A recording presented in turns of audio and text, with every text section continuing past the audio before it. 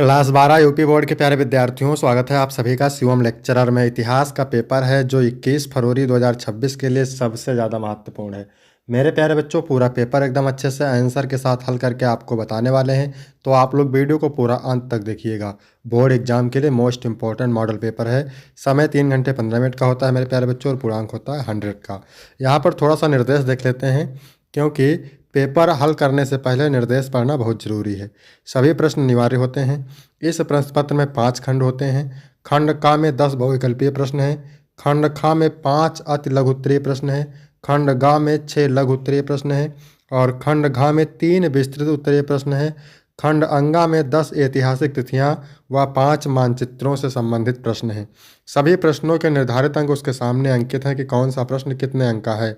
उपयुक्त रेखा मानचित्रों में आरेखों से अपने उत्तरों की पुष्टि कीजिए।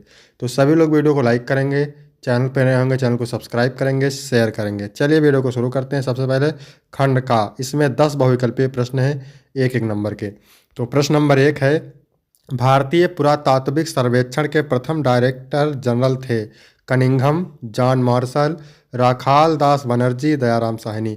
तो भारतीय पुरातात्विक सर्वेक्षण के प्रथम डायरेक्टर जनरल थे कनिंघम, पहला ऑप्शन राइट हो जाएगा। दूसरा है, हरिसेन राज कवि थे हर्षवर्धन के, समुद्रगुप्त के, अशोक के, कृष्णदेव राय के। तो हरिसेन राज कवि थे समुद्रगुप्त के, दूसरा ऑप्शन राइट हो जाएगा। इसके बाद प्रश्न नंबर 3 है, किताब उल हिंद पुस्तक के लेखक हैं। कमेंट करिए, कमेंट करते रहेंगे तो आपको ज़्यादा समझ में आएगा, ठीक है, याद रहेगा। किताब उल हिंद पुस्तक के लेखक हैं, कौन है? वर्नियर हैं, अलवर्नू हैं, अब्दुल रज्जाक है, इब्न बतूता हैं। तो किताब उल हिंद पुस्तक के लेखक हैं अलवर्नू, ठीक है, अलवर्नू का ऑप्शन राइट हो जाएगा। वर्नियर कहाँ का रहने वाला था? पुर्तगाल का, इटली का, फ्रांस का, जर्मनी का। तो जो वर्नियर था वो फ्रांस का रहने वाला था, का ऑप्शन राइट हो जाएगा। इसके बाद प्रश्न नंबर 5 है मेरे प्यारे बच्चों, अलवार उपासक थे शिव के, ब्रह्मा के, विष्णु के, बुद्ध के। तो मेरे प्यारे बच्चों, अलवार जो थे वो उपासक थे विष्णु के। प्रश्न नंबर 6 है, आईने अकबरी की रचना की थी अबुल फजल ने, टोडरमल ने, बीरबल ने, अकबर ने। तो आईने अकबरी की रचना की थी अबुल फजल ने, का ऑप्शन करेक्ट हो जाएगा। इसके बाद प्रश्न नंबर 7 है मेरे प्यारे बच्चों, सहायक संधि का संबंध किससे है? लॉर्ड डलहौजी से, लॉर्ड कॉर्नवालिस से, लॉर्ड रिपन से, लॉर्ड वेलेजली से। तो सहायक संधि का संबंध है लॉर्ड वेलेजली से, ठीक है। यहाँ पे क्या रहेगा? लॉर्ड डलहौजी। तो इसका घा ऑप्शन राइट हो जाएगा। फिर है, बंगाल में स्थायी बंदोबस्त लागू कब किया गया था? कमेंट करेंगे। 1765, 1793, 1773, 1795। तो बंगाल में स्थायी बंदोबस्त लागू किया गया था 1793 में, दूसरा ऑप्शन राइट हो जाएगा। प्रश्न नंबर 9 है, द्वितीय विश्व युद्ध प्रारंभ हुआ था 1935, 1943, 1939, 1945। तो द्वितीय विश्व युद्ध 1939 में प्रारंभ हुआ था। प्रश्न नंबर 10 है, भारतीय संविधान की आत्मा कहलाती है? मूल अधिकार कहलाती है, संवैधानिक उपचारों का अधिकार कहलाता है, राजस्व के नीति निर्देशक तत्व कहलाते हैं, या फिर संविधान की प्रस्तावना? तो भारतीय संविधान की आत्मा संविधान की प्रस्तावना कहलाती है। यहाँ तक हो गए 10 बहुविकल्पीय प्रश्न जो कि मोस्ट इंपॉर्टेंट हैं।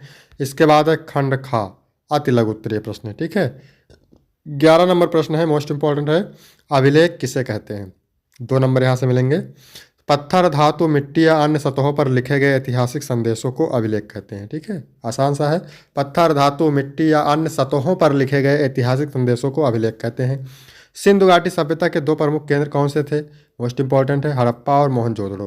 पहला क्या था? हड़प्पा, और दूसरा मोहनजोदड़ो।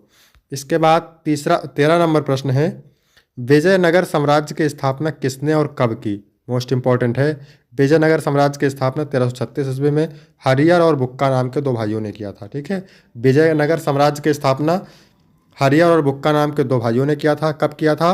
1336 ईस्वी में। इसके बाद 14 नंबर प्रश्न है, इब्न बतूता का यात्रा वृत्तांत क्या कहलाता है और किस भाषा में लिखा गया है? तो इब्न बतूता का यात्रा वृत्तांत रिहला कहलाता है। क्या कहलाता है? रिहला, ठीक है। और यह अरबी भाषा में लिखा गया है। किस में लिखा गया है? अरबी भाषा में लिखा गया है। फिर है 15 नंबर, फ्रांसिस बुकानन कौन थे? तो फ्रांसिस बुकानन एक स्कॉटिश चिकित्सा और भूगोलवेत्ता थे। क्या थे?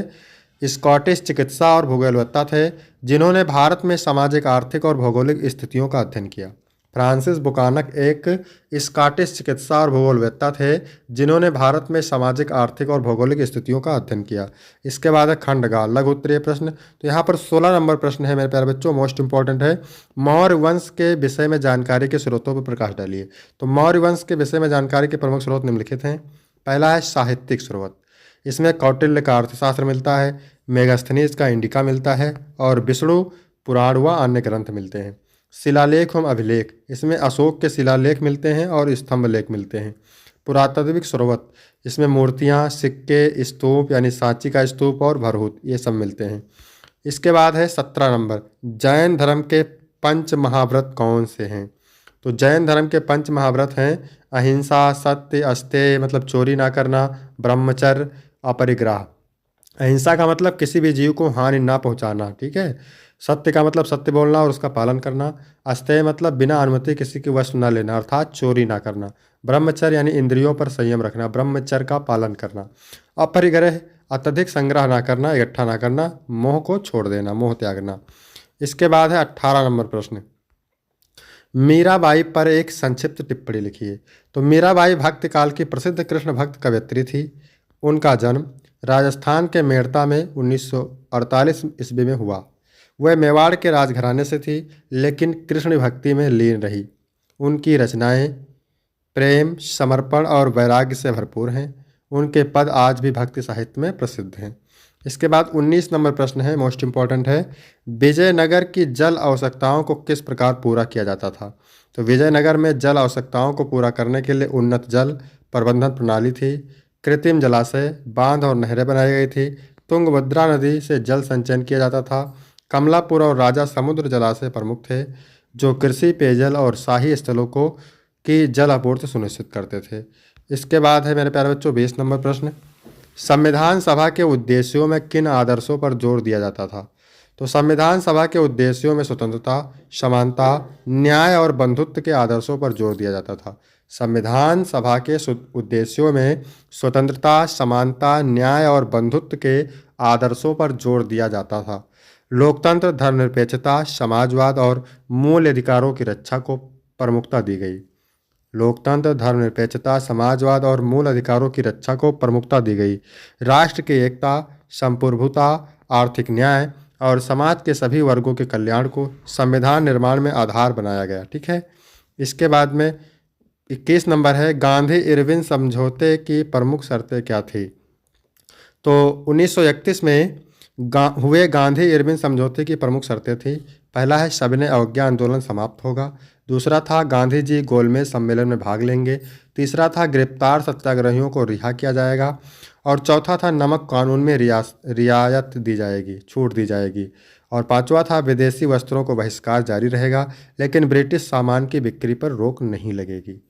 इसके बाद है खंड घा, विस्तृत उत्तरीय प्रश्न है। प्रत्येक का उत्तर आपको लगभग 200-250 शब्दों में देना है। यहाँ पर 22 नंबर है, मोस्ट इंपॉर्टेंट है, स्तूप क्यों और किस प्रकार बनाए जाते थे। 10 अंक का है। अथवा सूफीवाद क्या है, इसके मूलभूत सिद्धांतों का वर्णन कीजिए। मोस्ट इंपॉर्टेंट है, इसमें से आपको एक करना है तो आप इनको तैयार करेंगे। इसके बाद है भारतीय राष्ट्रवाद के उदय के प्रमुख कारणों की चर्चा कीजिए। अथवा भारत छोड़ो आंदोलन पर एक संक्षिप्त निबंध लिखिए। तो इसमें से भी आपको एक करना है, मोस्ट इंपॉर्टेंट है। इसके बाद 24 नंबर प्रश्न है, सहायक संधि प्रणाली पर निबंध लिखिए अथवा मौर्य साम्राज्य के पतन के कारण लिखिए। तो ये भी मोस्ट इंपॉर्टेंट है। फिर है खंड अंगा।